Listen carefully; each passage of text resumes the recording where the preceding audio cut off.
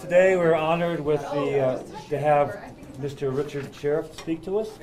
Richard is currently the president and CEO of Visit Denver, the Convention and Visitor Bureau.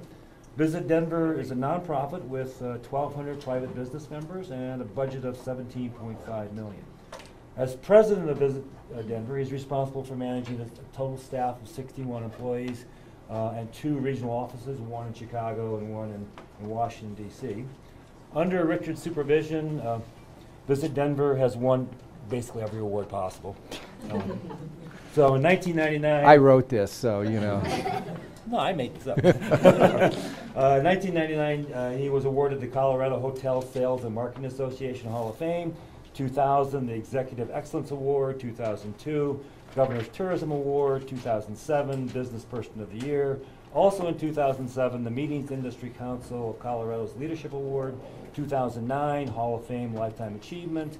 Also in 2009, he was awarded an honorary degree, Doctor of Business Administration in Hotel, Tourism, and Hospitality Management from Johnson & Wales.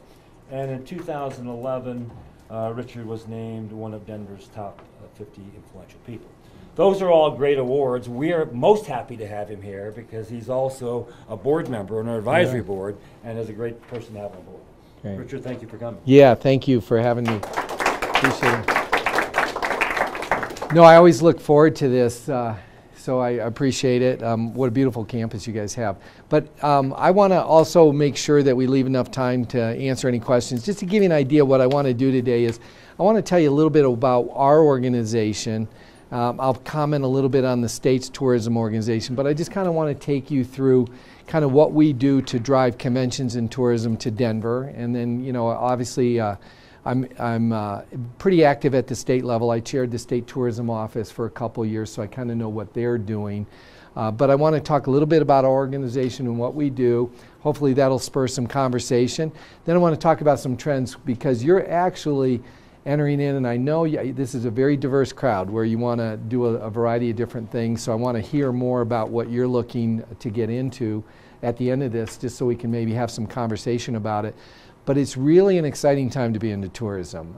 The industry is really taking off. I would say in Denver, we grew up on conventions, and we're now, of course, going where most of the GDP and jobs are going to come from, which is the service, the entertainment, the tourism industry. So a lot of fun, exciting times, and so we'll just kind of talk about it. I'm going to throw some topics out later on some of the trends, but I'd like to get your insights as well because I think you're going to be leading the trends. We are actually 106 years old, if you can believe it. We were started in 1909. The Democratic National Convention was in Denver in 1908, and then in 1909 they said, how do we make sure we bring people in that spend money and leave? We're not for profit. We actually have 39-person board of directors that I report to. It's now 61 full-time. And actually our budget is now right around $22 million. So we have a budget of $22 million to go out and promote the convention and tourism industry. And we have what we call 1,200 partners or members, people who pay us to be involved in our organization. To give you a little idea, obviously a lot of metrics, and I'm sure many of you are used to the metrics. This is a combination of the Rocky Mountain Lodges Report and the STAR Report.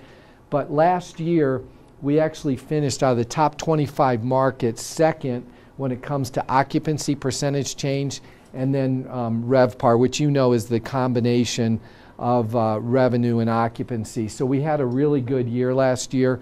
And again, if you look at where we're at right now, over on the occupancy change, the ADR, and the revenue change, we're still hitting some really substantial increases. So we're still off to a good start.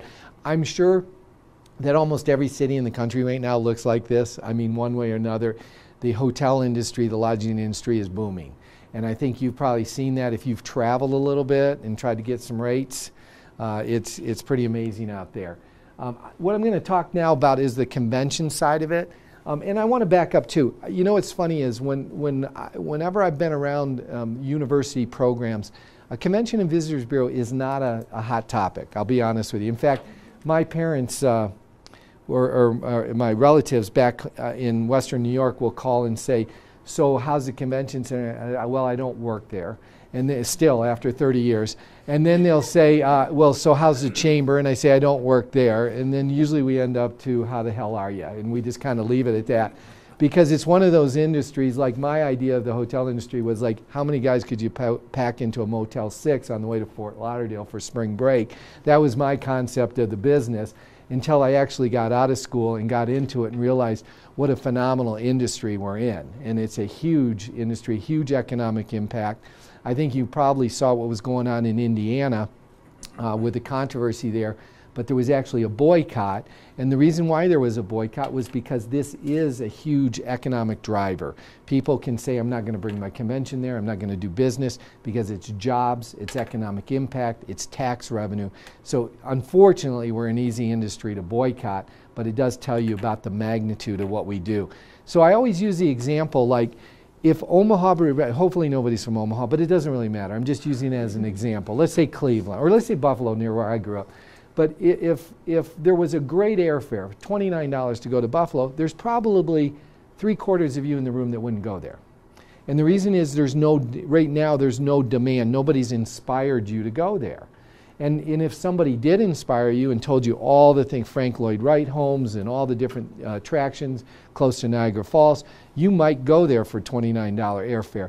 So what we do is we're the inspiration. We're trying to drive people to either come for a convention or come to be a tourist. And a lot of people think that just happens, but it doesn't. And I think, of course, your generation, it is just happening a little bit, obviously through social media channels and just the whole opinion-generated dialogue that's going on. So it's really a fascinating world right now for us. Going to talk a little bit about conventions. It's about accessibility, facilities, affordability, safety, service, destination appeal. That's what we sell when we go to do conventions. Denver International Airport, as you can imagine, many of you probably, how many are from Colorado here? Okay, how many from out of state? Okay, a little, almost probably 60-40. But we have an unbelievable airport. And Peter Greenberg with the Travel Channel always talked, or with, I think he's with CBS, NBC right now, always says you're not a destination unless you can get there. And that's what it's about. Having the best airport in the world is really important to us. Denver is very remote, as you all know. I mean, if you add up the population of the 6 surrounding states plus Colorado, I think we add up to Illinois. So I mean, we are remote, and that's why the airport is so important to us. But we're actually the 5th busiest in the U.S., and we're, I think right now, the 15th busiest in the world. So we got a great airport, constantly reinventing it. Low airfares. I don't see these. I don't know why every time I fly they're not very low, but the bottom line is that the stats say we do have low airfares, and obviously that's the carriers like Southwest effect, that is Air Frontier and United. And you look, 170 nonstop cities. That's the benefit here, you know. And unfortunately, the only one I can't fly nonstop is when I go back home. I have to go through Chicago O'Hare, but that's okay. But the bottom line is we have great accessibility all over, especially domestically. But we're trying to have greater accessibility internationally. So that's a real benefit, because time is money, and if you have to lay over in an airport, it takes a lot of time. It's not the best scenario for many. So we're really blessed with this. We're also expanding our international network. We have nonstop to 23 destinations in 9 countries. One of the big things that we're trying to do right now is expand the nonstop. And our next frontier, actually we just had an inaugural flight. I was fortunate to go to Panama City last December. But we've had some real successes. I was on the inaugural flight to Narita, Japan. That was that new 787 plane. It's now sized right so you can fly to the center of the country like Denver. And right now, United's telling us that the load factors are really good. I was also on the inaugural flight to Iceland Air, or to Iceland. Of course, the whole country's population is 300,000. And you say, why are you guys flying to Iceland? But the real reason is it connects to 22 other cities, European cities and Scandinavian countries it connects to. So 60% of the people coming in, and their load factors are going really well too, but 60% of those are from outside the country of Iceland. So again, the airport accessibility is huge in our industry. When we talk about facilities, I don't know how many people have been, let's say, to the beer festival. No, just kidding. How many people have been to Denver and seen the convention center? Have you been down in? We really have one of the best. We're looking at expanding it. Probably go to the vote of the people on extending a lodger's tax in November. but we're looking at putting probably another 75,000 square feet of meeting space. Right now we have 14 football fields of exhibit space, if you can kind of get a feel of the size of that, and 100,000 square feet of meeting space. We have ballrooms, an amphitheater, 5,000 seat amphitheater, which is really nice for concerts and convention groups. 9,400 rooms within walking distance. So it's a great, it makes for a great convention city because that whole walkability is really big in our world. And then we have 44,000 hotel rooms metro-wide. Now we get a cut of the lodger's tax. So if you stay in Denver and the address says Denver, Colorado, we get a cut of the tax that you pay when you leave, and that's how we're funded. A piece of that comes to us. And then we raise another $4 million a year in private funding. So that together comes out to about 22 to 24 million this year. Affordability, obviously this is crucial. You know, when you travel, you don't want to have to spend a fortune at a hotel or at your restaurant. You want some sort of affordability unless you're in that real affluent category. But so if you look here, 17th least expensive per diem city, and that's of course, you know, the meals and hotel accommodations. So we do pretty well there. Our airfares again have been dropping since 2000, which is a good thing, according to the U.S. Department of Transportation. Safety is big, and you see this all the time. When you really start looking at global tourism and what's going on in the world, there's some real deterrence now, even though, in fact, Peter Yesowicz, who does an annual survey, actually was a consultant to Mexico when they were having a lot of their issues. And he actually told the Mexican government, he said, we've gone in and done a kind of the social sentiment analysis, and there's all this talk about crime and kidnappings. And the bottom line is, I wouldn't spend $1 right now advertising Mexico. And they didn't. And the real reason is they were not going to overcome what everybody already thought, which is it wasn't a safe place to be. But once they overcame that, they started marketing and had real success. And as you know, Mexico is once again, the resorts are doing quite well on the tourism side. So safety is really going to be a big issue for the future. We see it, you know, as we pick up the paper or look online every day and see the news of what's going on there. It's going to be really big. Service is, of course, great. We always have a joke in our office, you know, sell the dream, service the nightmare. So we're always trying to make sure that what we sell is very literally a good package. It is being really actually a consultative sales effort. So we're really trying to make sure that we do what they want as a customer first and get them the best meeting. Last year we were really honored by 800 meeting planners who were surveyed as the #1 convention bureau in the country according to our customers. So we were really excited about that. And then on the destination appeal, this would be, you know, each one of us could have our own favorite destination and why we like it. But, you know, Colorado is in an envious position. I have a slide on Colorado later, but we actually rank 5th in what they call aspiration destinations, and we'll talk a little bit about that or a little later. But if you ask the people in the U.S., where do you want to go? Any state, where would you like to go in the U.S.? Colorado comes in number 5, which is really pretty cool to think that we live in a city. And you can imagine who the others, Florida, you know, some of the other, California. Places that if you were going on business trip, you would say to yourself, I'm going to go in a little early or I'm going to stay a little late. It's that kind of concept. So aspirational. Obviously, our sports teams, our museums. A lot of people aren't going to go to a sports game, but it just gives you the impression that there's a lot going on in your city. Same with our cultural effort and our great restaurants and our great pre and post trips to Colorado. Because if you think about it, that's our backdrop is Colorado. So people think, when they think of Denver, they think of the mountains. What's our effort on the convention side? It's really about relationships still. It's funny though, when I go in the office in the old days, you know, 20 years ago, the sales office was noisy. People on the phone and they were banging away and they were talking. Today it's like, you know, you go down the hallway, all you hear is like the keypad, you know, going, because obviously nobody is talking on the phone anymore and everybody is online. So, but we have 16 sales associates, office in DC and Chicago. We attend 40 trade shows a year, so we actually go to 40 different cities, and we are standing next to the booth of San Diego and San Antonio and San Francisco, talking about why our destination is a better destination than others to meet. We do 300 site inspections, so give you an idea, 300 meeting planners come to our city and spend 2 or 3 days in our city looking it over for a convention. Tonight I'm going to go back to Denver and I have dinner with the folks at American Academy of Family Physicians, and they're bringing 15,000 people here in October. So that would be a site inspection where we're talking to them, educating them, and they're asking us, you know, obviously we have a service manager that is assigned to that group to make sure everything goes well, but that we have 300 of those. So if you just take a staff member being out 2 to 3 days each, that's like a couple years of site visits all in 1 year if you really put it together for an employee. We do $1 million of advertising. Very integrated, as you can imagine nowadays. You're really trying to get in front of the customers. We also have, you know, we still, believe it or not, direct mail to some of our, what we call our top customers. We have 250 in a CRM program where we touch them 8 times a year, and we get in front of them in a variety of different ways. And then we do some fun things. We're actually right now planning, of course I'm being filmed so I don't want this to get on the street, but no, we are actually planning on building 100-foot long, 30-foot high Red Rocks amphitheater and taking that to Chicago and having that on Michigan Avenue during the summer, where we will bring in concerts. We will bring in musicians from Colorado, a couple bigger names and some smaller names.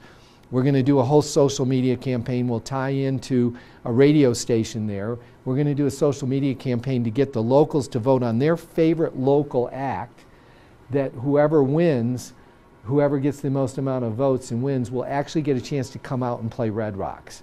And they'll probably do it when we have Film on the Rocks, so it's not like, you know, the big, they're not going to back up Dave Matthews or anything, but they will come out and get a chance to play at Red Rocks. So we're going to be doing some innovative things. Chicago is a market that has a lot of meeting planners, and it's also a market that we advertise for tourism. We try to get visitors come in from Chicago. So we do a lot of things like that. We've had a lot of fun. The Blue Bear has been very funny to work with on the trade side. Everybody loves the Blue Bear in front of our, it's that 40-foot tall, 10,000-pound Blue Bear public art. Everybody loves it, so we use it a lot. And we actually, when we go to a convention show, we'll actually buy the key cards. So when you check into a hotel, some of the other meeting planners are checking in Chicago. Let's say we're at a trade show in Chicago. We'll buy everybody's key card and put the Blue Bear on it. And the last one we did, we had them in a Superman cape. And we had them on the key card. So when the meeting planners check in, they're in Chicago, and Chicago's showing off and making sure they're the best city for a convention, but yet they're thinking about Denver. So we do some fun stuff there as well. We also own Denver Sports, so we're very active. Probably what we're working on right now, we have the lacrosse championship here in Denver coming up. We also have the Major League Soccer All-Star game coming up in July. So a couple things that we've worked on, but and then next year we have rounds 1 and 2 NCAA. We're too small to host the Final Four anymore, the NCAA Final Four. The last time it was in a small arena was Denver. It was 1990, and then from there they went into only stadiums. So now they're in, like the last one was in Indianapolis, and there were 77,000 people. Trust me, there's a lot of bad seats in there. But you know, I actually went to one of them, and it was like, you know, I called my daughters and I said, I'm in the front row, and they're like, you're kidding. I said, no, but I'm in level 4 on the front row. And when they slammed the basketball through the net, you heard it like 10 seconds later, you know. So Denver was actually one of the best experiences, but they're not gonna, you know, they just have too many people that want to go, so they're not gonna go back. But we handle that, and that's really about economic impact. If anybody is interested in sports and sporting events, it's a big industry. My chairman of the board last year was Joe Ellis, president of the Broncos. We have Greg Fiesel, president of the Rockies, on our board. We have Kroenke sports president, Jim Martin, on our board. And it's a big industry, as you know. I thought I'd put this up there so you all see who we compete with. This was our lost business reports to see who we were most competitive with last year. San Diego, New Orleans, Boston, Seattle, San Antonio. You get the feeling Chicago, Orlando. You get the feeling we are in the mix of the top cities in the country. We're competing with the top cities in the country. And the good news is we've lost to them and they've lost to us. That's the good news. So we right now, by our customer standard, really rank in the top 10 of a lot of convention destinations. We actually do more convention business in our center than Boston does in their new center. So give you a kind of an idea. You wouldn't think that, especially those of you who grew up in Colorado and seen Denver be that cow town to where it is now, but we've really moved quickly in a very short period of time. Wanted to also say 837 meeting planners discussed the top 40 convention cities in the country. This was a neat survey, and we're not really supposed to show the cities ahead because it's a proprietary, but I put these up here for the class so you can see. Most recent city held a major meeting. We ranked 7th in the country. So these these are all citywide meeting planners, big conventions. Currently providing the most positive overall visitor experience for major convention, we ranked 5th. So you can see who's in there. Normally I would say 5th is not a good position. You want to be 1 or 2. But when you look at these cities who have been in the marketplace for 100 years, they're well branded, they're well known, that's good company. And then primary consideration for your biggest meeting in the future, 5 to 12 years out, we actually ranked 5th, which says a lot about our future ahead of us as a convention destination. And you can see our attendance growth at the conventions, at the convention center. So we're doing well. On the tourism side, talk a little bit about it. Obviously, it's big about your brand. You have to understand your brand. We've done a lot of studies on our brand. A lot of our board members say, you know, what's your icon? You know, we don't have Golden Gate Bridge. You don't have the St. Louis, the Arch. So, you know, a lot of people want to know what your brand is. Also, our customer expectations. You want to make sure you address their expectations. We have a marketing effort and a little bit about the results. So our brand, as you can imagine, when we reached out to people all over the country, and I think we surveyed like 5 different states, the words that came up, proximity to Rocky Mountains. I mean, we are connected to the Rocky Mountains, and I would say we are a young, active city at the base of the Rockies. If I could kind of pull it all together, you can see this. Marijuana, I don't believe showed up real high yet, but I'm sure it will over time. The interesting thing about marijuana is it's been, oh yeah, legalized, 6%. But we did not lose any convention business. We did not gain any convention business as a result of legalizing marijuana. And our international reps that we use with the state, that the state employs and we work with them, basically has said internationally Colorado is looked at as progressive, which is actually a really good thing when you think about the international perception of Denver and Colorado. If somebody in Germany says, you know, I've heard a lot about it, they seem very progressive. I think that's a good thing for us. I mean, I think that will actually be beneficial as we continue to market globally. But you can kind of get a feel of what people say about us. I mean, even to the point, obviously very athletic, very outdoors, friendly, fun, casual, you know, kind of that Ralph Lauren type of a city. So really, for us, Denver is the mountains. You can't get away from it.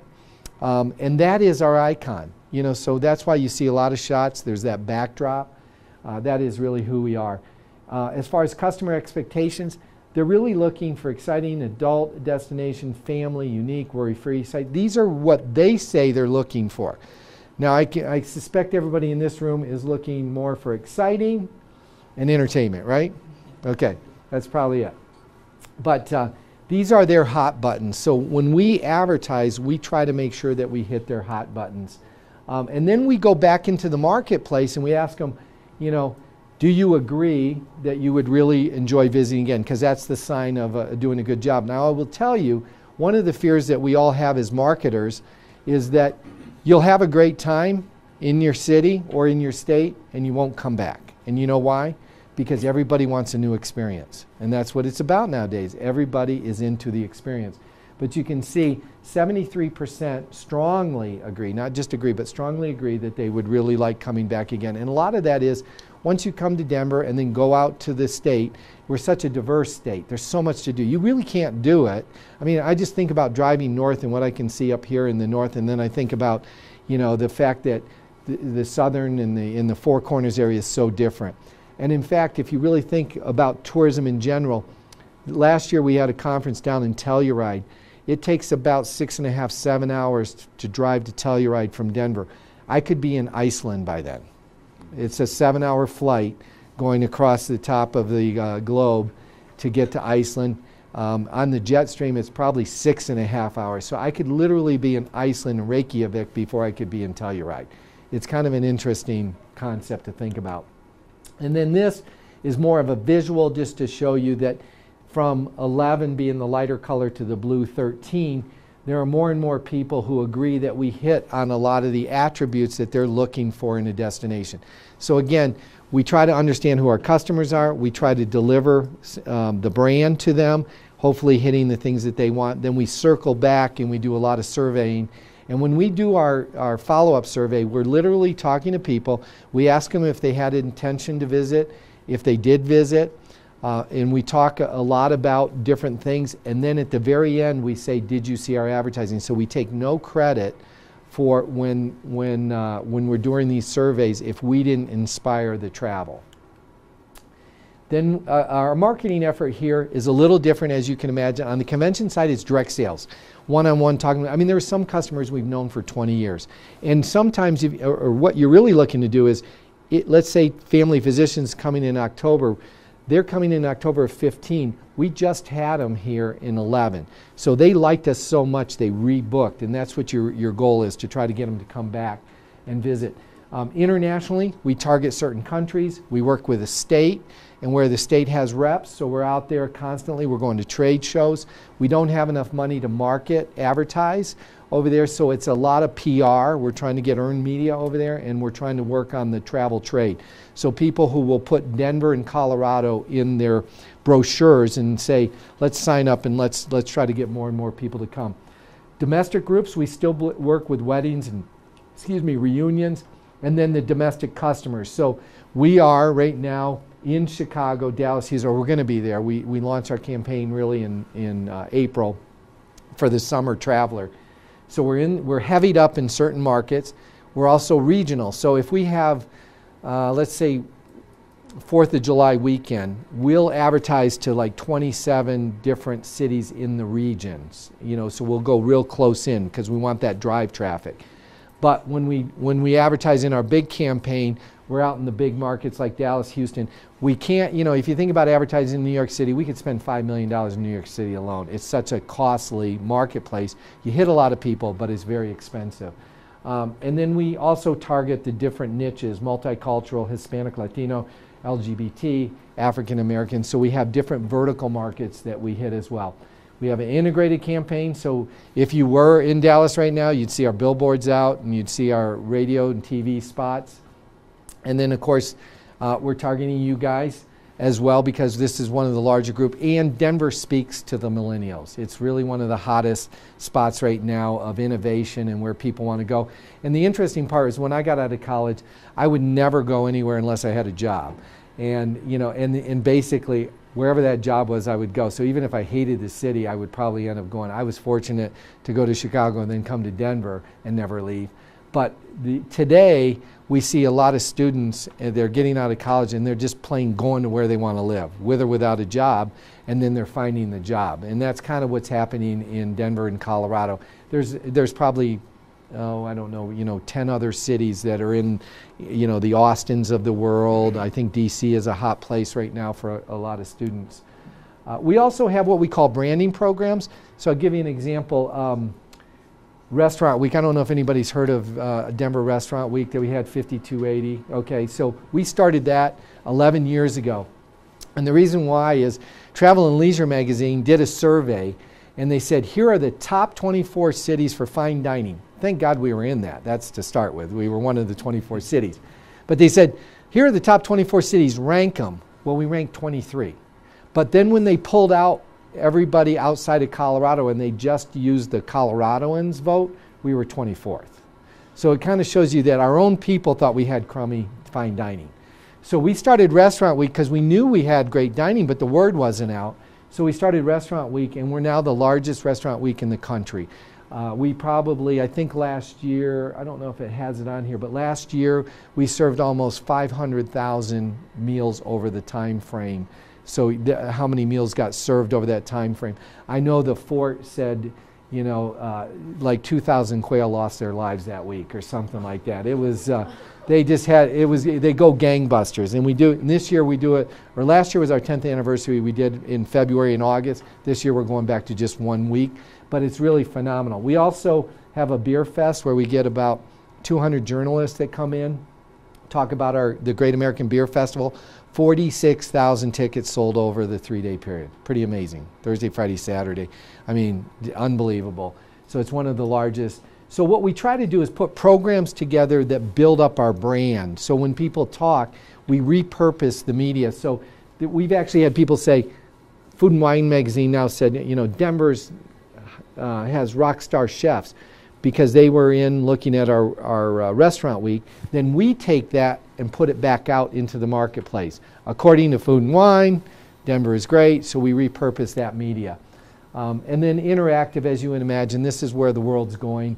You know, a big thing for us, and of course Google changes its analytics. They just did it again on the mobile site.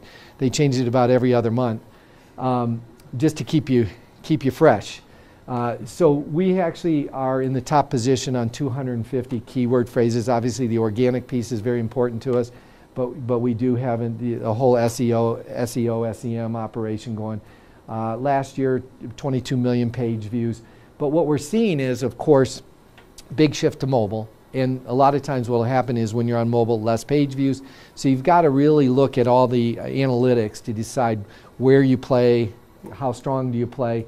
We have program sites. Obviously, even apps, of course, now are, unless it's really a localized app, it doesn't work for the average visitor unless it's it's a program like a Yelp or a OpenTable or a TripAdvisor.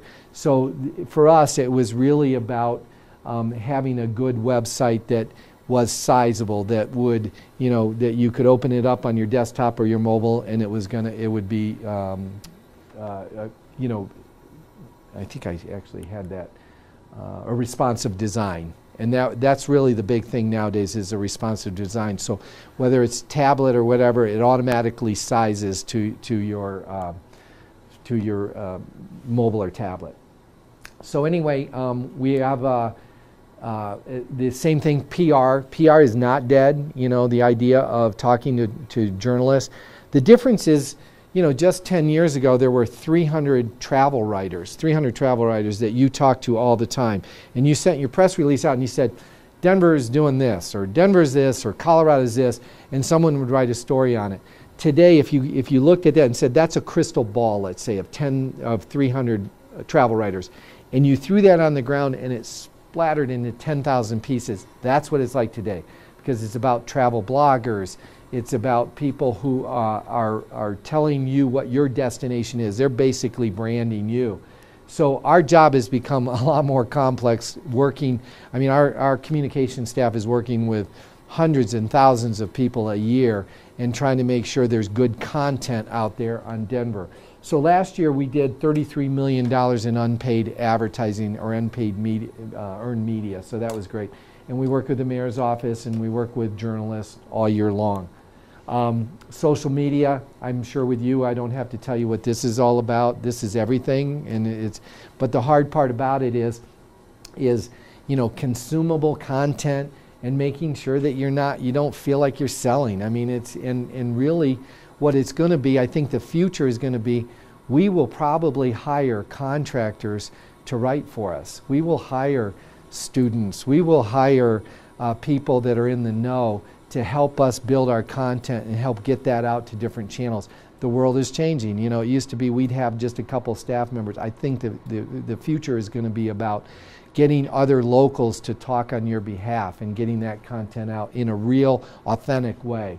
We still have publications, believe it or not. I know that's going to freak you out, but we do. We still have people that want something in their hand when they're walking around. And the results, to give you an idea, we do about 14 million overnight visitors.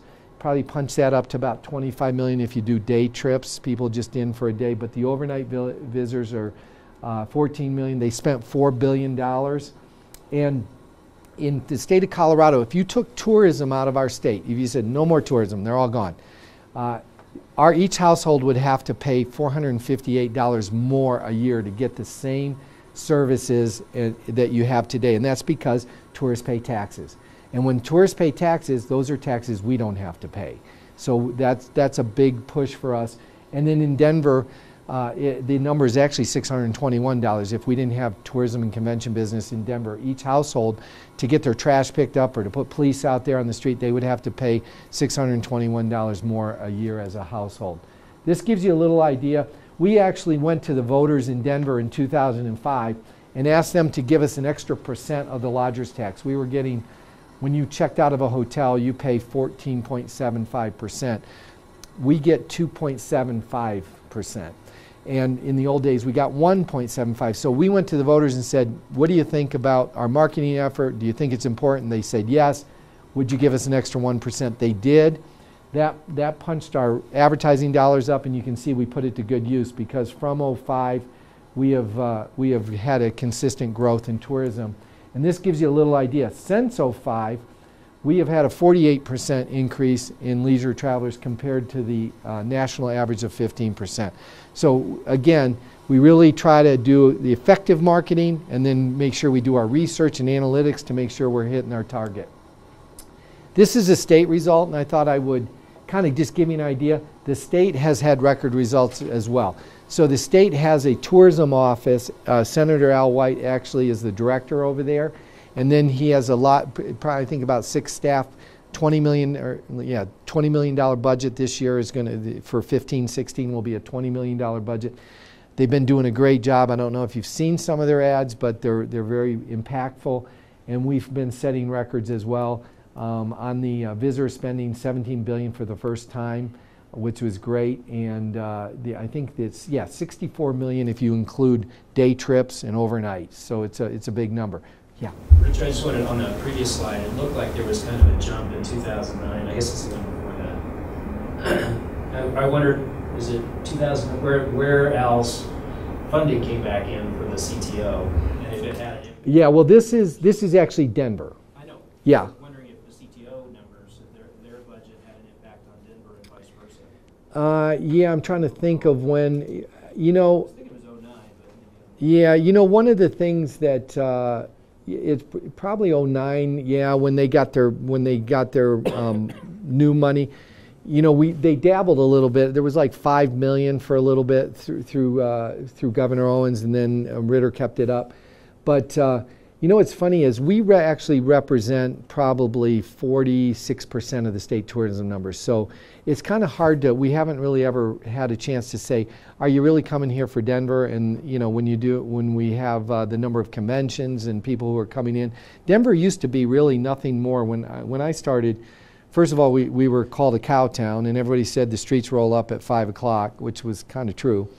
And but a lot of it is we were a gateway to the Rockies. No, I mean, I remember my friends from college would call me and they'd say, "Hey, we're heading to Breck or Vail. Come on up and see me." And they were flying up I-70. Now it's more like, "Hey, we're coming in to see you, and then we're going to go up skiing." You know, so Denver is now a city where they actually want to come in, hang out for a few days, and then go up and see it. But I don't think we've ever kind of broken that out as an analysis. So the state's been doing well. The neat part about this is we both measure the return on investment, and every dollar the state spends, they get $344 back in spending. So that's pretty incredible. And if you break that down into tax dollars, because everybody, legislators are really worried how you're spending your tax dollars, for every dollar of tax, it returns $25. So it's a really, tourism marketing is a good investment. A lot of people say, how come you help an industry with marketing dollars? It's a little like the state, bless you, the state is like the Toyota manufacturing company. The state is selling Colorado, and then all of us individually are the dealerships. We're selling our own dealership, our own car, but we're selling Toyotas. And that's kind of an analogy of why it's important to have state tourism marketing, selling the brand of Colorado, and then we go after them on our own. And then it goes back to the aspirational piece. We live in a great state. I know all you know that. If you ever leave and then come back, you'll even appreciate it more. But you can see we rank only behind California, Florida, Hawaii, and New York when people say, where do you want to visit? So it's really good. The difference is you need to market to those people. So if there's a high aspiration, people want to go there, you then have to convert them to travelers. And this is one of the things the state just did. Now, New York is the green line. They didn't have their number in, but they just, this year, their state budget is $60 million. So if you put that in there, it'd be up here. This is the green line. But if you look out of the aspirational states, the place where people want to go, California is over $80 million. Florida is 60, and I know Will Seckham, who used to work for us, is running Visit Florida. They're now over 100 million. And New York. So we're not really competing when it comes to ad dollars. We're actually, out of the top 5 aspirational states, we're not doing well. So you can imagine if we had another $10 million, we could probably really punch the visitation numbers up for the state. So anyway, I'm just going to kind of close with a bunch of trends. I thought, you know, we're always, somebody asked me, I was in Tucson on Monday at a conference, and someone said, what are you worried about? What are the challenges? And you know, I heard a lot about, making sure we have a budget, and we're of course going to expand our convention center, and I'm not even worried about that. I mean, I should be, but I think it's going to work out. We've done a lot of work on that. But what my biggest fear is what I don't know, and that is just keeping up with all the trends in our business, both where people want to go visit, the different types of trips they want to take, who my competitors are, how I'm going to speak to the audiences, how I'm going to continue to drive demand. So just to talk a little bit about this, on the meeting side, it's really interesting. Nobody wants to do what you're doing right now, which is listen to me. That's the problem. Right? Come on. You know, in a typical meeting, they don't want to, you know, the average millennial doesn't want a 55-year-old guy telling them like what we used to do, right? I mean, it's just not, there's got to be more interaction. There's got to be more people that look like you talking to people like you and talking about the next step in that. And so meetings are going to be transformed. You know, if you think about it, I went to Purdue in engineering, and I remember by the time I got out of school, the person who was a freshman knew more than I did. You know, so the convention business is going to have to re-educate, retool America, because that's how fast things are moving. So we have to rethink our convention industry and what we're doing there in the future, and how people learn. So for example, have you ever gone to a banquet and you sit at one of the tables, right, 10 seats around? You get to talk to 2 people, the guy on the left and the person on the right, and that's it. We're going to change the way tables look. Tables are going to be set up in serpentines, and you're going to now be able to talk to 5 people versus 2. And see, because you're not talking to the person across, you got to shout. I mean, there's going to be so many innovations, and the fact is, like in a room like this, we should be able to crowdsource a little bit. You should be able to put in your question or a bunch of questions that you want, because how many times, let's face it, how many times happens somebody asks a stupid question, and then the speaker spends 20 minutes answering the stupid question, and everybody else is sleeping. So what we ought to be able to do is everybody put their questions in. We pick the top most important questions that everyone wants, and that's what the speaker answers. I mean, there's going to be so many innovations when it comes to meetings, because otherwise we're going to be bored stiff. And the other thing is, it's interaction. People come to trade shows and conventions. 60% of them come just to network with other people. They want to learn and steal good ideas. So we're going to see all these different aspects, and in fact, the idea, this is actually a meeting room site that somebody set up. It looks like a bar. It's probably got a pool table in there. You're going to see meeting rooms that are you're going to go to the board, you're going to have your meeting, but then you're going to have a bar in the back, and you're going to have more interaction. And in fact, when we're designing our new room at the convention center, we're probably going to add a ballroom. We're hoping that this ballroom will be on the top. It'll have 150 miles of view of the Rocky Mountains. We're hoping that it's going to have, you know, like we see in bars, garage doors that open up onto a patio, because people want to, they want to know, I'm coming to Colorado, I'm in Denver, I want to learn, and I want to explore, and I want to have fun. There's a good chance there'll be a climbing wall in our open space, in our lobby space, where people will sit there and network, and maybe what we will do is hire somebody to climb the wall and just do an exhibition. Now, people don't have to watch it, and more than likely they're only going to watch 5 or 10 minutes of it, but it just shows a little bit about what's going on, and it gives you an opportunity to network. We're going to see a lot of that on the meetings industry changing. Adventure travel is going to be back, you know, or is. And a lot of that is sustainable travel. So going somewhere and doing something good while you're there, right? Whether it's raising money, you know, for going to certain places where there might have been an earthquake, but it's one of these well-traveled vacation destinations. And so you do something nice and a give back, but you also enjoy their land and you get to see their environment. So you'll see that. Multi-generational is something I talked about last year, and it's something we're still seeing. where grandpa and grandma are going to go, and they're going to, you know, they don't want their kids. They want their grandkids, but they know they got to take their kids if they want it.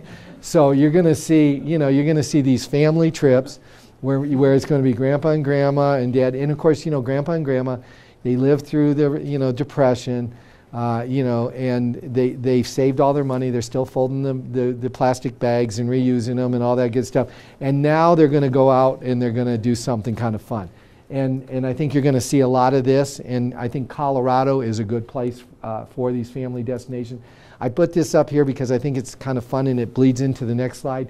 But there's actually pop culture tourism. People are going, we watch these TV shows or movies, and you know it's filmed in Iceland, and somebody says, I want to go see where that was actually filmed, right? I want to go to Hawaii to see. It was pretty amazing to go to Kauai and see where Jurassic Park was filmed, you know, to get in a helicopter and then actually see the same falls that were used in the movie. So you're seeing a lot of people that are actually going out to see different things that might be of interest to them, and of course pop culture might be one of them. But it really bleeds into what we call the rise of the boutique destination. And this is what's really interesting is, you know, obviously the internet and the global transformation of who we are has opened up the world to a lot of people. I mean, you could make North Dakota sexy. You know, I mean, and I'm not saying for anybody who's from North Dakota, and don't get me wrong, but I'm just saying that you can sexy up any place in this country, and with very little money, you can promote your destination, and you can make it really pretty special. And more than likely, there's something, and maybe, you know, I was thinking of pop culture. What was that movie that in North Dakota that they actually, Fargo. I mean, Fargo became very popular, and people actually went there as a result of that movie. But today's world, it allows anybody to be a destination. And people are looking for things that are off the beaten path. So sometimes, you know, I set up there, 7 professional sports teams, right, and art museums and all that. That's great, but people may want to go to a retail marijuana dispensary, right, just to say they've seen it. I mean, because that's a bragging right when they get back. We took our board to one. I've got 5 photos. I'd show you those. They're incredible. And I can't tell you how many times I've shown those out when I'm out on the road to my counterparts, like, oh, you want to see something? Look at that, you know. So what it is you're going to see that there are so many things that people can do. I thought we own beer. Go to Portland, right? And you know, their motto, their advertising in Portland's weird. Now, if that doesn't get you going, right, I'm going to go to Portland just to see how weird they are. And that's what's going on in our world. So, and a lot of that is the local experience. People want the flavor of what's going on. And there's now technology that will line up the locals. So literally, you know, rather than calling Richard and getting my recommendation of tour operator companies or whatever that will take you there, you can literally connect with a local who knows Brooklyn better than anybody because they grew up there. They've seen it, you know, they've seen it grow from what it was in the past to what it is today. They know the nooks and crannies. They know where all the ghosts are. They know, you know, the fastest way around the city. That's what's happening now. And I think it's just fascinating because obviously technology is bleeding into this, but it is about authentic. I want to see that destination. The other thing from us, marketing, this whole virtual reality is really going to take off, where you can literally send people pictures of Denver. I mean, think about it. If you could see kind of a virtual show of Red Rocks, would you not like fly out here today and go see a concert? And actually, Red Rocks is one of those things where people will actually fly in, spend money, you know, stay in a hotel just to see a concert. So giving people the 360 experience as a marketer is important. Hospitality, I just think it's so fascinating if you guys are going into the tourism side of it, because I think technology is just constantly transforming. I'm seeing it every day. It just got announced at the Marriott AC. What's that? It's been in Europe, but it's a hotel that really targets a different profile, a different demographic. And I think hotels are taking every aspect upside down, turning around, looking at it. I mean, it seems like right now, especially, you know, when you watch my 2 girls on their iPhones, they're very independent in everything. And, you know, the fact that we we have a travel experience, and we can start that the minute we land. You're going to see that you can go to your, if you obviously checked in online, you're going to go to your hotel room. You're going to touch your phone up against that room, boom, the door's open. I mean, it's going to be so many different things that are going to happen. And I put this up here, travel brands see themselves as lifestyle connoisseurs. And so you're going to see a lot of that in the future, of really customizing that experience to who you are. And you know, the whole paradigm, mass customization, you're going to see a lot of that. And again, brands are selling lifestyle and driving customer engagement. Loyalty and sales go far beyond the whole traditional cycle of sales. And then you've seen all this. I mean, whether you're getting a coffee at Starbucks, you know, with your smartphone or whatever, there's this whole convergence. How many people here do have the iWatch? No, not yet.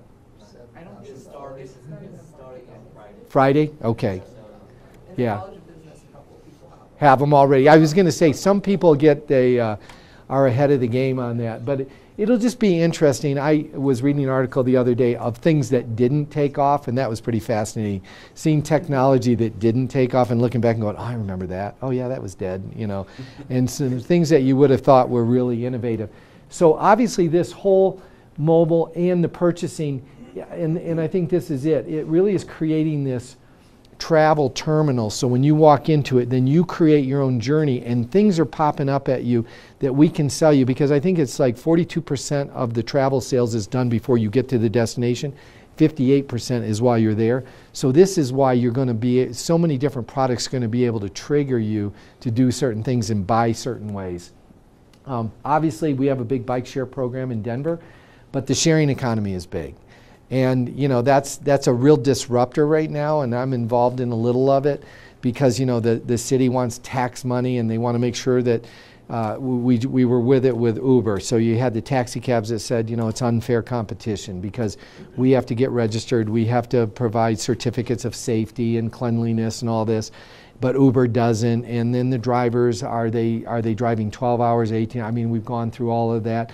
You're going to see shifts back and forth. Every state and city are dealing with this, so we're actually learning from everyone. I mean, you don't want to close out a marketplace. It is good and it's healthy to have competition, but there's certain things that come with that, and you guys will live that because this is a very hot topic. Also, you know, home and away, VRBO, all these things that are, you know, home share. It's great. You know, we've all done it, right? We've camped out at our friend's house on vacation, and we've rented homes. We've all done that. But then it gets into, there are a lot of regulations that people look at. So when somebody doesn't have the smoke detector and the place catches on fire, who's to blame? What happens? There's a protection that you want with your visitor. And visitors sometimes don't have a voice in your community. So there's a lot of things that we're dealing with on this, but it is an interesting model. It is taking off. It'll be written up, I swear, for the next 3 to 5 years, because we're going to be running through regulation and just understanding the models that are out there.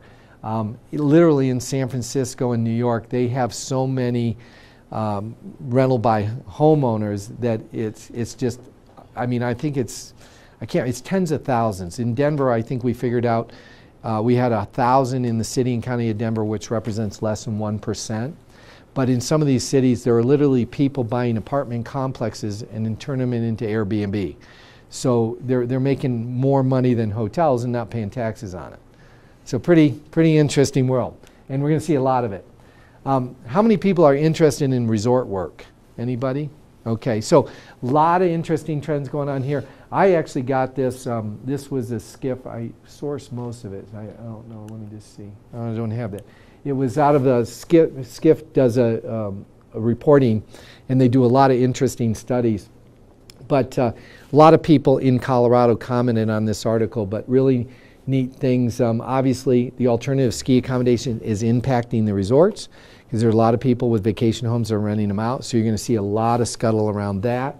Airbnb. Global warming, you know, I mean, let's face it, at the end of the day, it's all about snow. I mean, you know, good snow solves a lot of problems. So you're going to see that there are issues around that, and that's why you're seeing a lot of these resorts come up with festivals and brew festivals and a lot of activities to deal with those shoulder times and where they can sell year round. The engagement, I loved, you know, Vail Resorts Epic. I mean, that's you know, I think best of class. But this whole engagement on the, you know, having the opportunity to understand what people are doing individually and getting them engaged in the whole process. One of the things, Vail, you probably know this, but, you know, I just thought this was fascinating. So, you know, in the old days, you know how it is, you're skiing, and then somebody's taking a photo of you. And for someday you'll know this, but when you have kids, you used to buy that stuff, right? I mean, that was, you had to have it. Because my kids skiing, they got a shot of them coming down. And of course, you get down at the bottom of the hill and it's $30, right, for the photo. And so what's happened now is what Vail does is, what they do is they take your photo and then they send it to you because they've got the chip that knows who you are. They send it to you so that you'll send it out to a bunch of people. So they've turned what they made a few $20, $30 here and there into mass marketing where you're doing the marketing for them. It's pretty amazing. But it's about just changing the whole paradigm. And I think you're going to see a lot of interesting stuff when it comes to technology engagement. And then dynamic lift pricing. I mean, you know, you don't want people to have to come here and buy their lift ticket in a window because if the snow's bad that day, they're not buying the lift ticket. You want to sell it to them before they get here. And you want to have some dynamic pricing. So you're going to see that, and obviously Liftopia is celebrating its 10th year anniversary. Off-season business, I talked about that with global warming. Emerging destinations, there's a lot of other hot places to go. So all of us, people used to say, well, who's your competition? Salt Lake or whoever, or New Mexico? I mean, our competition is cruise lines. It's Iceland. I mean, the world is open to everyone today. And so I know for the ski resorts, there's a couple of them that I've mentioned here, but you know, in Japan, there's a resort that actually gets up to 580 inches a year. So, you know, over time, these are going to be competitors in the global marketplace. So that's kind of been an hour and gave you a little bit of update of what we do and some trends that I think are going to be really fun for you all. Hopefully, I'll be retired by the time all these kick in. But any questions at all that I can? Yeah. I do have a question. So, my first one was when you talked about kind of like the convention and the different seasons, shoulder seasons. What would you say your season is with your organization? For the convention side? Yeah, for kind of the convention side. It's a good question. So I would say the strong months are April through October. So it's a long season. And holidays are usually tough on conventions. So unless you're a religious group or let's say a fraternal group, you don't want to meet on 4th of July or Labor Day. So for a city, those are typically tough. So you want to try to get other activities, tourism activities in there. So we have Day of Rock over Memorial Day where there's free bands downtown Denver. There's an art show. Well, obviously a lot of times the Rockies play. This year we have Comic-Con in over that time frame. So you try to find different things that fill in the gap. Our slowest period is November, especially around Thanksgiving. December, while it's busy up in the mountains, it's slow. You know, people are thinking about being home and that. And then January and February, only because there's a perception that we're always snowed under. Weather is an important criteria for a lot of people. January and February in Denver are the two driest months of the year, but nobody knows that. Because what happens is, as we're marketing good weather, ski country is marketing bad weather, like lots of snow. And then, depending on Monday Night Football, what it looks like, if it's snowing in Denver, then everybody thinks we're snowed in. So we used to spend a ton of money talking about how nice our winters were, and we decided that that was a waste of money because the Broncos would play on Monday Night Football and there'd be 3 foot of snow and it just like wasted money. So now what we do in Denver, we talk about 300 days of sunshine and we talk about year-round golf. People don't, and if people are like, well, I've heard about 300 days of sunshine. So when you start to think about what that means, it means even if it's cold, it's pretty and it's good. And then we talk about golf because people are like, you can play golf year round? It's like, yeah. I mean, it's the same message as the 60s. Yes, that's right. That's right. So those are our slowest months. You know, and we know that from occupancies and room rates and that. And so our job is a lot of selling unsellable dates. So we focus a lot on that because selling June and July is not hard in Denver. I mean, you know, we're running 85, 90% occupancy. We got great convention business. We got great tourism business. September and October are the two busiest months in the country, no matter what city you're in, for conventions. 17% meet in September, 17% meet in November. So those are two busy months. So, you know, kind of gives you an idea of how our year is laid out, but we are focused on the selling unsellable dates. So we wake up every year and say, well, we know we're going to do this, or we're going to do really hard to fill that the way we should, but then we're going to target these off seasons to see if we can move the needle. And to target those off seasons, do you all partner with like the resorts to get discount tickets or discounts? A lot of we do, and we're always open if somebody brings us an idea. You know, when the UPC bicycle race, the cycling race came to, you know, that was a piece of it. We wanted to be a part of that because that was the last weekish, in that last week of August, where everybody's in school, and we felt that it was a rage in Colorado. We thought we could activate people from all over the country that really like to cycle or watch cycling. So that was something we invested in, and the state invested in it. The state gives money to them to run around the state. It's one big commercial on Colorado, if you've seen it on TV, and it's internationally, we're on cable in 171 countries. So that's really huge for us. So yes, we'll partner on a variety of things.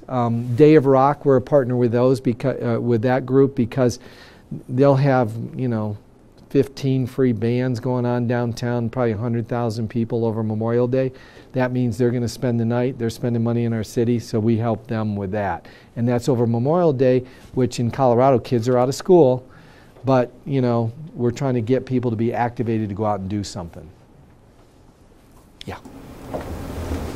There's obviously like a growing trend for Denver and Colorado, and no doubt a lot down to this is Denver's work, but is there a concern over sort of like a fad sort of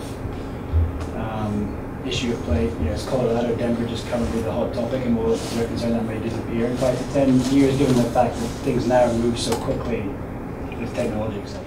Yeah, I think that resting on your laurels has to be an issue, you know, going forward. So, you know, we've done what we call a variety of different tourism master plans, you know, and looking at the future and seeing, you know, how we have to stay competitive. But I think every city is at risk of losing their edge, and I know some of them, I could tell you over the years, the ones that have. But it goes back to that boutique destination. I mean, there's always somebody new popping up. And the other thing is, you have to market to new people because, you know, people want new experiences, so you're always constantly marketing to new people. And just like Disney, you know, you're changing your product every once in a while and repurposing yourself. So, yeah, that's a big issue. Going to be more of an issue going forward. It's a good point. Anything else here? I did have a question about, especially on the convention side, with pulling in conventions from or domestically. How do you guys market to the domestic market for conventions to convince people who live here to keep their conventions here? Yeah, you know, the U.S. owns conventions for the most part. I mean, the associations, to give you an idea, 85% of what we do is association business. So if you're a lawyer, you probably belong to American Bar. If you're a doctor, you might belong to American Academy of Ophthalmology or whatever. So we target, and most of those are headquartered in D.C. and Chicago, and most of them in their bylaws say we have to have a meeting every year, an annual meeting. So we know they're going to meet. In fact, we've got business booked at the convention center out into 2031 right now, giving an idea how far out we book. So associations are booking long-term. Corporations come in more short-term, like in about a 2-year window and in. So it's not unheard of Microsoft to pick you and have a meeting, pick Denver and have a meeting in like 9 months. And actually for 20,000 people, they'll put that together that fast. So that whole U.S., and even though they're international associations, they predominantly meet in the U.S. It's sometimes harder to target associations because they're limited companies. we're not doing a really good job of enticing associations from international to meet in the U.S., and that's kind of the next frontier. Well, and I think what I was meaning to say too is, I guess from more of the like meeting, when you were talking about like companies coming in and hosting their conferences and those kind of things. Yeah. Because I know Colorado is definitely a hotspot and it's pulled in a lot of good companies. Have the ones that yeah, are here? Yeah, here. How do you guys market to them to host their meetings? Usually that network is through our chambers, you know, where we entice people. It's kind of almost like Buy Colorado. Is that what you're thinking? Yeah. Almost Buy Colorado, yeah. So, there are a lot that, for many reasons, they might have to go to a new market. They may have to hit a hot spot for themselves, so you can't always blame them. But I think we do a pretty good job of having, so for example, up here in Fort Collins, you have a big Intel operation. They meet in Denver every year. There's IHS, who's down, is a big, Miller Coors, DaVita, that's in Denver, you know, the kidney, yes, dialysis. They have, they've probably done, I'm thinking in the last couple of years, probably close to 80,000 room nights. So we do a pretty good job of our own locals. They know. It is funny though, sometimes the meeting planners want to get out and see different cities. So you really just have to have good relationships. But thankfully most of them will at least rotate here on a regular basis. But that's a good question. I didn't know. Yeah, it's kind of an always Buy Colorado concept. Anything else? Yeah. I just had a question. I was curious, you mentioned the international target markets for Denver, Colorado. And are those specific to Colorado, or are they kind of generic for like the U.S. or? Really specific to Colorado. Okay. And a lot of that has to do with lift. So, you know, it doesn't do us any good, for example, you know, with China, that was a market that we want to get into, obviously because of the spending power and the buying power, but we just don't have a lot of direct access. You figure, I think Chicago's got 6 nonstops a day. You know, so for us to, and it's kind of funny, we joke around, we say for the average international traveler, this is their pattern. They go to New York, the next trip they go to New York, the next trip they go to Orlando, the next trip they go to LA, and then they find the middle of the country, right? I mean, because there's just this, you know, if you think about it, our coasts are so strong with their perception and the flight access and their population bases and that. But yeah, that's set up mostly statistics that say we have a better chance at targeting them and we get good lift. So, and that's one of the things when we develop these new flights, there's a real risk that if you develop a flight and it doesn't do well, then the airline will cancel and it looks bad. You know, so you're really trying to fill those planes, like Narita. When we went over there, we're getting, you know, obviously a lot of the Asian market is coming in. Korea's been real strong. And the airlines don't want to take away from other routes, but they're always constantly looking at the numbers. The airline business is a whole nother, you know, a whole nother data analysis for people. Have you guys started targeting or used like the opening of the commuter rail at the airport? Is that, how do you think that's going to change everything? Or? Yes, it's huge for us. And we have, especially, not so much on the tourism side, but that's going to be really used when people come in. But on the convention side especially, because our competition always uses that against us. So, you know, whenever I can, you know, I see it, I hear about it. And in fact, we were thinking about running an ad campaign that said, from Kansas to downtown Denver in 25 minutes. Because everybody jokes at our airports in Kansas. So we were actually thinking about like hitting it head on and just, you know, saying, you know, here you go. But no, we target that, and the director of the airport, DIA, is on my board, and the director of RTD is on my board.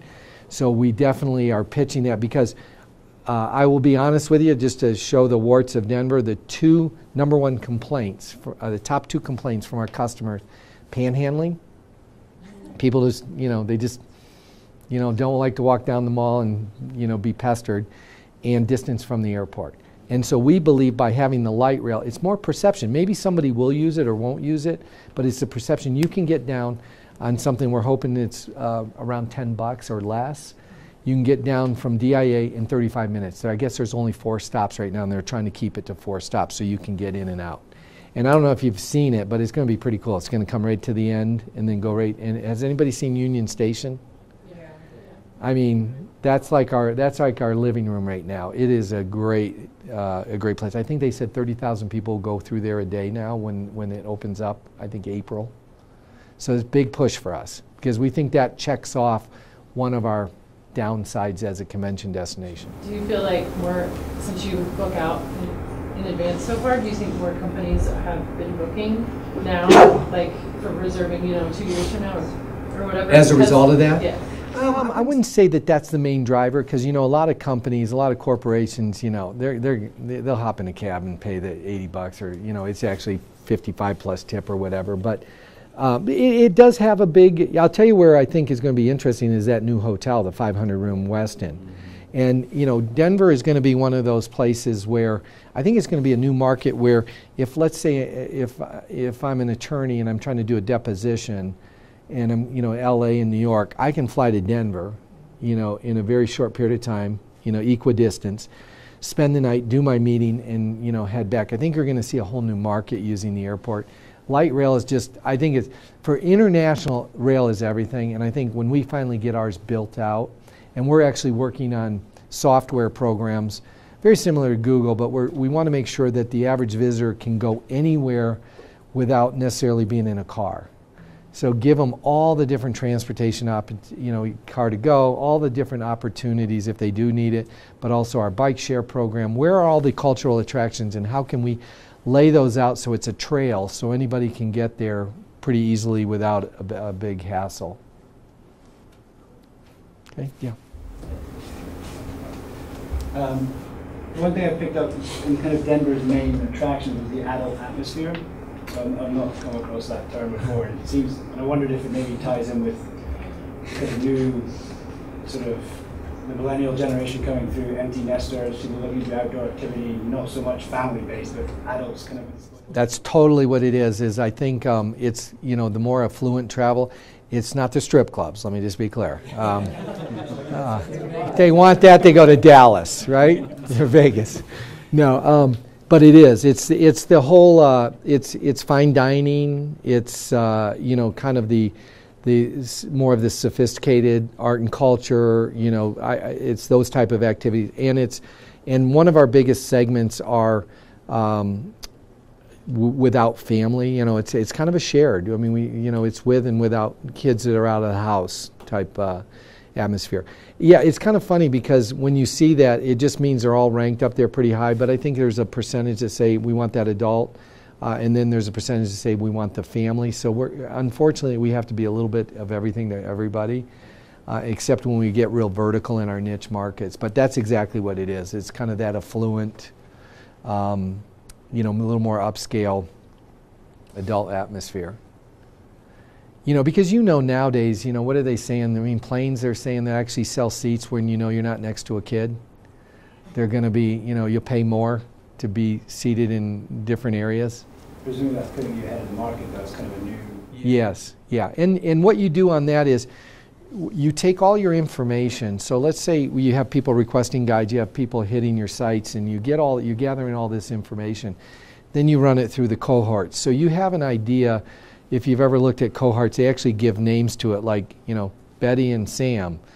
They're married, they make $175,000, they got kids, they drive Lexus, they whatever. You can actually figure out who's visiting your destination, who are the popular markets.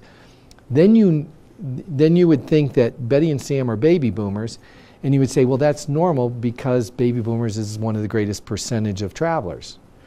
Well, that means that that's probably a big market for every city, which it is. But then you might see this one, Lisa and Kim, and it's doing a girls' weekend, and they're coming to Denver to do the spa or do whatever, and you look and you say, gosh, we're getting 6%. But the market across the country is 3%.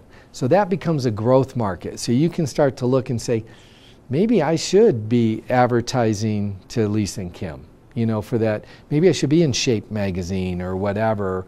And it's like Nashville. I was down in Nashville, and the taxi cab driver said, we're doing gangbusters on, what do you, before you get married, what do you do with a, yeah, bachelorette, not bachelor, but the bachelorette. So Nashville's got all these bachelorette parties going on. I mean, I like literally, the cabbie said that, and then I saw like 8 of them that night, right? They're all down in Broadway, and they're pedaling around on the drinking bikes. Yeah, yeah. So, so everybody can find their niche, and a lot of that is through just analysis. Take one more. Okay. You guys can talk after, you know him, don't you? Yeah. Richard just asked. We have to listen to Sam all the time. Yeah. My question was about your public relations. You talked about like how important it is because it is free press. Yeah. What do you do, you know, and then you talked about how during a sporting event, like there's nothing you can do if it snows. People don't realize like it'll be sunny the next day and no snow on the ground. What do you do for bad public, like really bad situations? Like that time, I don't remember which governor it was in camo, and it's like the whole state's on fire. Yes. That type of stuff. Yes. Yeah. You know, that's a really hot topic right now, and in those type of situations, just to give an idea, I have a government affairs person, and I would say I'm probably, you know, one of 10 or 20% in the country that have one, but it's so beneficial. So I have a government and community affairs, and then we have our PR director, our communications director, and then myself. And so usually, you know, it's a lot of reaction. It's hard to be proactive. The only thing you can be proactive on is we follow bills coming out of the state legislature. So we know if there's crazy going on, right? So you can see something come down the pike and you can say, oh, we got to watch that one, because if that passes, you know, we're going to be in trouble. And you've seen that in others. You know, that's happening a lot now. Somebody puts something on the ballot, it gets passed through, and next thing you know, you're being boycotted. So that's about the only way we can be proactive is if something's going on in the legislature, we kind of monitor it. If we have to, we get the industry kind of up in arms a little bit and see if we can, you know, put it in the kill committee. That's one thing. When it happens, it's really about reacting, and it could be a variety of different vehicles. Indiana just had to hire a PR company for $2 million. I mean, that just goes to show you when something goes wrong, they're going to spend $2 million on PR. The Bureau, the Convention and Visitor Bureau, you know, remodeled their whole website that week before the Final Four. I mean, so you're constantly looking at, I mean, you're really sitting in a war room and you're talking about what's going on and how do you react to it. Yeah, when I think it was Governor Owens said the state's on fire, the industry got on the phone. I mean, first of all, you know, he had to go out and kind of smooth it over. But we all had to react with our customers. We had to put stuff on our website. We didn't want to, but we actually put right on the front page that, you know, even though it's tragic, less than 1% was on fire of our national forest, or of our state and national forest. So we literally on our front site had to have a button where people could get directed to where that was. And so then, because when you saw pictures on TV, it was always like, it was kind of like they showed smoke in Denver, and then they showed this intense fire, and you're thinking, oh my God, they're like, half the city's on fire. So you really, it's just amazing what you have to do nowadays. And there are so many channels that you've got to monitor in so many different ways and so many voices to speak to that. It is a war room sitting down and really just reacting. It's an interesting business, you know, because I always joke around and I say, I own nothing. I'm a broker, I own nothing, but I get a call on everything. Like, just to give you an idea, I got a call, or I got an email. Obviously, I got a few emails on, I'm never coming back to your state because of 420. Then I got an email on somebody who rented a rental car and got a bill because of the toll on 470, because, you know, they send you it. And they must have thrown away the reminders that you didn't pay. You chose not to check the box or whatever. So that bill ended up being like $150. I mean, I get the weirdest calls. And, you know, and again, I don't own anything, But if a cabbie's bad, if there's a bellman that makes you mad, if you get a bad restaurant, you should see my inbox. You know, I'm going to find out who's running this tourism effort. Never coming back. So, well, anyway, thank you very much. Enjoyed it.